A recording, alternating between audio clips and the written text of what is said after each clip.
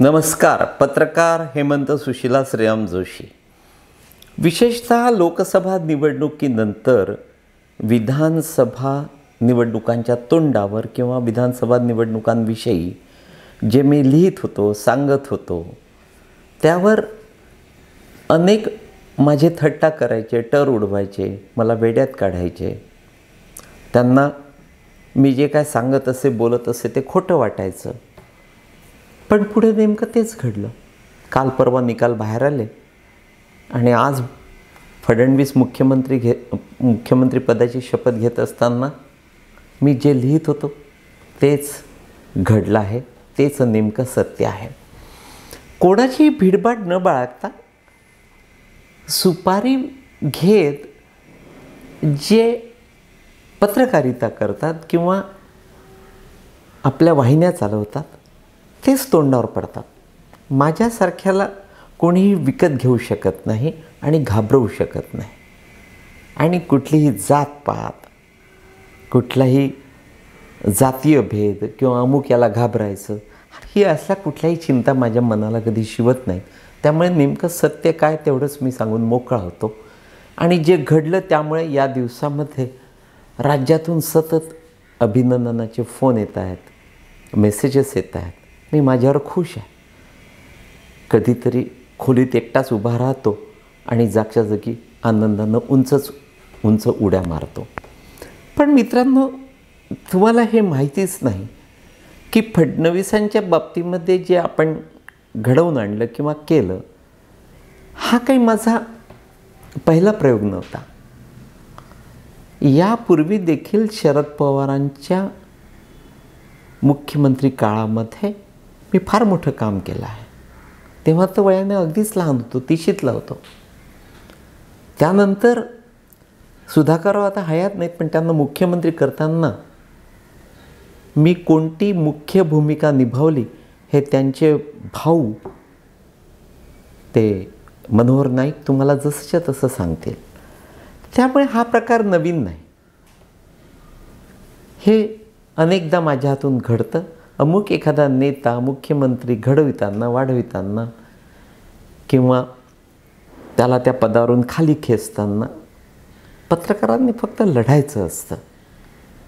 त्यानंतर कुठल्याही अपेक्षा न ठेवता पुन्हा आपल्या कामाला लागायचं असतं. मिस्टर शिंदे आणि मिस्टर अजित पवार, तुम्ही हे कायम लक्षात ठेवा की भारतीय जनता पक्षाच्या श्रेष्ठींचं आणि फडणवीसांचं तुमच्या कामकाजावर, तुमच्या कार्यपद्धतीवर, तुमच्या व्यवहारांवर, तुमच्या सभोवताली येणाऱ्या जाणाऱ्यांवर अतिशय बारकाईनं लक्ष असतं.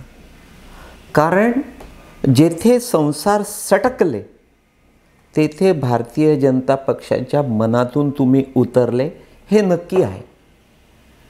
जेथे त्यांनी उद्धव ठाकरेंना माफ केलं नाही त्यांच्यासमोर तुम्ही अगदीच लल्लूपंजू आहात हे नक्की लक्षात ठेवा. जर तुम्हाला दीर्घकाळ त्यांच्या संगतीनं मोठं व्हायचं असेल तर संस्कार या शब्दाला प्राधान्य देणं अतिशय गरजेचं आहे. आता एक मोठं गुपित तुम्हाला सांगतो.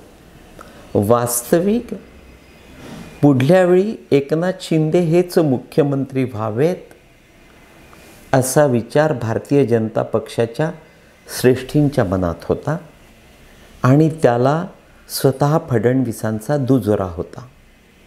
कारण तसंही फडणवीसांना एक ना एक दिवस दिल्लीत जाऊन बसायचं आहे. आपण लगेचच दिल्लीत जाऊन बसूया आणि पुन्हा एकदा शिंदे यांच्या हाती कारभार सोपवून मोकळे होऊ, हा विचार जसा त्या फडणवीसांच्या मनात आला होता तीच भूमिका मोदी आणि शहा यांची होती. पण लोकसभा निवडणुका लागता लागता मोदी आणि शहा यांच्या लक्षात आलं की संस्कारापलीकडे शिंदे यांच्या कामकाजाची पद्धत आहे आणि त्यांच्या संगतीनं जे आमदार आले त्यांच्यातले जे नामदार झाले ते आमदार आणि नामदार आर्थिकदृष्ट्या भयंकर धुडगूस घालत आहेत याचे पुरावे त्यांच्याकडे आले.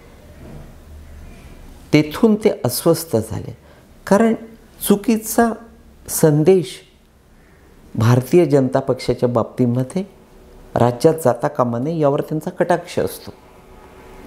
आणि जेव्हा माझ्या हे लक्षात आलं की शिंदे यांच्या सभोवताली आणि त्यांच्या हातून, त्यांच्या मंत्र्यांच्या, आमदारांच्या, त्यांच्या सभोवताली जे टोळकं होतं त्यांच्या हातून काहीतरी चुकीचं काम होतं आहे, त्यांना सावध करण्याचं अनेकदा काम मी केलं. पण मी फार सामान्य माणूस होतो. त्यांना इतरही काही मंडळींनी सांगितलं, पण त्याकडे दुर्लक्ष केलं.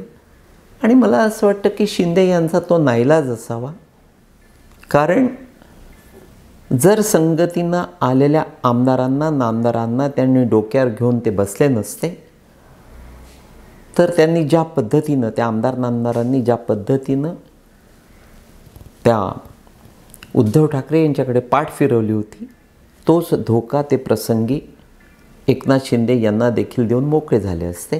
थोडक्यात काय तर शिंदेंचा हात दगडाखाली होता आणि त्याचवेळी त्यांच्या सभोवताली चुकीच्या माणसांचा घोळका होता. त्यातून शिंदेंचं नुकसान झालं. मित्रांनो, शिंदे हेच मुख्यमंत्री झाले असते, पण लोकसभा निवडणुकीनंतर मोदी आणि शहा यांच्या डोक्यातून तो विचार अडगळीत पडला आणि त्यांनी पुन्हा एकदा फडणवीसांना मुख्यमंत्री करण्याचं ठरवलं. आणि यावेळेचे फडणवीस मुख्यमंत्री म्हणून नेहमीप्रमाणे फार वेगळे असतील. ते ज्याला त्याला त्याची जागा दाखवून नक्की मोकळे होतील. अतिशय धूर्त आणि खतरनाक असं हे व्यक्तिमत्व आहे. एका विशिष्ट मर्यादेपलीकडे जर अमुक एखादा अधिकारी, मंत्री, आमदार, नामदार, सभोवतालचे दलाल कोणीही फार धुळगुळच घालत असेल, राज्याचं नुकसान करण्यामध्ये जर अमुक एखाद्याचा सहभाग असेल, तर फडणवीस अशांना एका क्षणात अशा मंडळींचा एकनाथ खडसे करून मोकळे होतात. पुढले मुख्यमंत्री एकनाथ शिंदे नसतील, देवेंद्र फडणवीस असतील, हे मी तुम्हाला सतत वारंवार सांगत होतो. थोडक्यात काय तर काहीही झालं तरी राज्यात महायुतीची सत्ता येणार आहे हे तुम्हाला मी अगदी ठणकावून सांगत होतो. आणि त्याचवेळी इतर वृत्तपत्रे किंवा वाहिन्या आपल्या भूमिका घेतलेल्या सुपारीनुसार बदलत होते.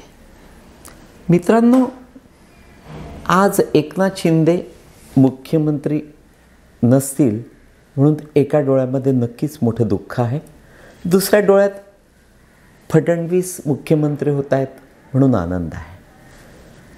माझ्यासारख्या पत्रकारांना गेल्या 45 वर्षामध्ये अमुक एखादा सत्तेवर आला काय नसला काय काहीही फरक पडत नाही. कारण कुठल्या भूमिकेतून किंवा दलालीच्या आवडीतून पत्रकारिता करायची नसते. आपण बरं, आपलं काम बरं. फक्त हे राज्य कायम अशा नेत्यांच्या हाती असावं ज्यांच्या हाती हे राज्य सुरक्षित असलं पाहिजे. आणि ते क्वचित घडतं म्हणून ती अस्वस्थता मनाला असते. दुसरा महत्त्वाचा मुद्दा असा की अजय अशर पद्धतीच्या अतिशय व्यवहारी मित्रांना, आमदारांना, नामदारांना, नेत्यांना, सवंगड्यांना एकनाथ शिंदे यांनी जवळ घेतल्यानंतर माझ्या मनात तेव्हाच पालचूक चुकली की काहीतरी चुकीचं घडत आहे.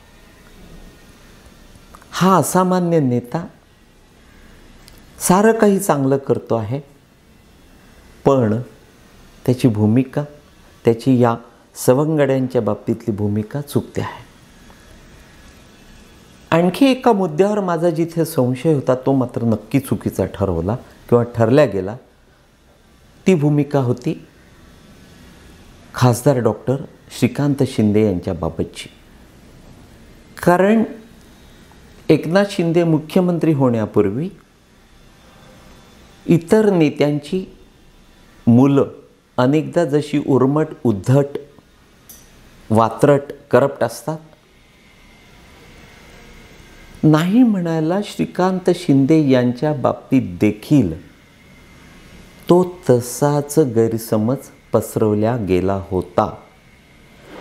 पण या डॉक्टर श्रीकांत यांनी आपल्या कृतीतून, आपल्या कर्तव्यातून, आपल्या भूमिकेतून, आपल्या कामातून तो साराच्या सारा गैरसमज लोकांच्या मनातून खोडून काढला आणि एका उत्तम नेत्याचा सर्वोत्तम मुलगा म्हणून हेच ते खासदार डॉक्टर श्रीकांत शिंदे या कार्यकाळामध्ये नाव कमावून गेले, ज्याचं कौतुक येथे व्हायलाच पाहिजे.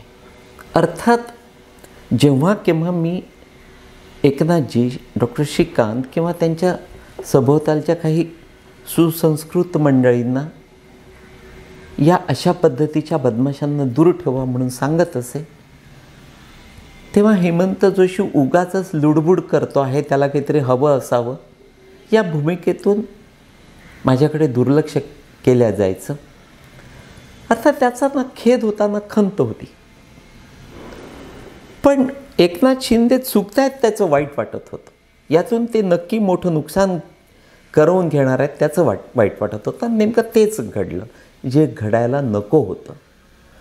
पण पुन्हा एक नक्की संधी या एकनाथ शिंदे यांना चालून येणार आहे, जर त्यांनी आता आजपासून उत्तम पद्धतीनं नेहमीच्या चांगल्या स्टाईलनं कामकाजाला सुरुवात करताना त्या नेहमीच्या बदमाशांना जर दूर ठेवलं तर हेच ते एकनाथ शिंदे पुन्हा एकदा आपल्या राज्यातल्या सर्वोच्च स्थानी नक्की जाऊन बसतील. एकनाथजी, विशेषतः अजितदादा, वयाच्या 60ला आल्यानंतर परमेश्वरानं तुम्हाला एक उत्तम सुवर्ण संधी उपलब्ध करून दिली आहे. तुम्ही दोघेही या दिवसामध्ये भारतीय जनता पक्षाच्या सान्निध्यात वावरत आहात. ही तुमच्या आयुष्याच्या अखेरच्या श्वासापर्यंत चालून आलेली सुवर्ण संधी आहे, ज्याचे सुमधुर फळं पुढल्या पिढीला देखील चाखायला मिळतील, जर यापुढे तुमच्या भूमिका उत्तम असतील तरच. अजितदादा किंवा एकनाथजी, आता तुमच्याजवळ पुरेसं संख्याबळ आहे. त्या बदमाश आमदारांची, नामदारांची तुम्हाला आता फारशी गरज नाही.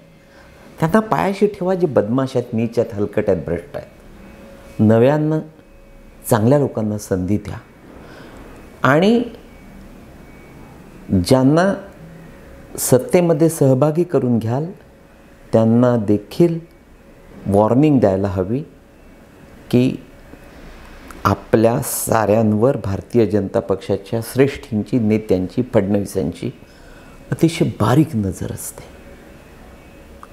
भारतीय जनता पक्ष एका मर्यादेपलीकडे भ्रष्टाचाराला खपवून घेणं अशक्य आहे. त्यांना जातीयवाद आणि भ्रष्टाचार याचा प्रचंड तिटकारा असतो. थोडक्यात काय तर गरज म्हणून ते सारं काही खपवलं जातं, पण एकदा का मर्यादा ओलांडल्यात की ते तुमचा थेट शरद पवार किंवा उद्धव ठाकरे करून मोकळं होतात. आणि ज्या शरद पवारांपासून किंवा उद्धव ठाकरे यांच्यापासून तुम्ही विभक्त झाला आहात, त्यांच्याकडे असताना तुमचं बेधुंद वागणं ते खपवून घ्यायचे, त्यांना ते आवडायचं. पण येथे तो प्रकार अशक्य आहे. आणि पुन्हा सांगतो की एकनाथजी, अजिबात निराश होऊ नका. तुमच्याविषयी भारतीय जनता पक्षामध्ये अतिशय सकारात्मक वातावरण आहे. फडणवीस दिल्लीत गेल्यानंतर त्यांना तुम्हीच सर्वोच्चपदी हवे आहात. त्यामुळे पुन्हा एकदा आलेल्या सुवर्ण संधीचा सदुपयोग घेऊन मोकळे व्हा. तूर्त एवढेच मित्रांनो. नमस्कार.